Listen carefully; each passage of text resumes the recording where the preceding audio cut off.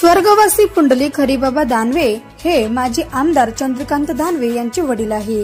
स्वातंत्र्य लढ्यातील कार्याचा सन्मान स्वातंत्र्य सेनानी माजी खासदार पुंडलिक हरिबाबा दानवे यांचा सन्मान मिळाला। भोकरदन तालुक्यातील शासकीय औद्योगिक प्रशिक्षण संस्था यांना राज्य शासनाने थोर स्वातंत्र्य सेनानी माजी खासदार पुंडलिक हरिबाबा दानवे असे प्रशिक्षण संस्थेस राज्य सरकारने नामकरण दिले।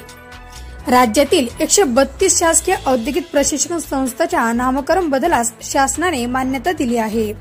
पिंपळगाव सुतार येथील थोर स्वातंत्र्य सेनानी माजी खासदार पुंडलिक हरी दानवे यांचे नाव शासकीय औद्योगिक प्रशिक्षण संस्था भोकरदन असे नामकरण देण्यात आले आहे। त्यामुळे माजी आमदार चंद्रकांत दानवे यांचे सर्व स्तरावरून कौतुकास्पद व अभिनंदन होत आहे। या बातमीचा आढावा श्री संजय मुरकुटे, संपादक लोक हक्क न्यूज चॅनल यांनी घेतला।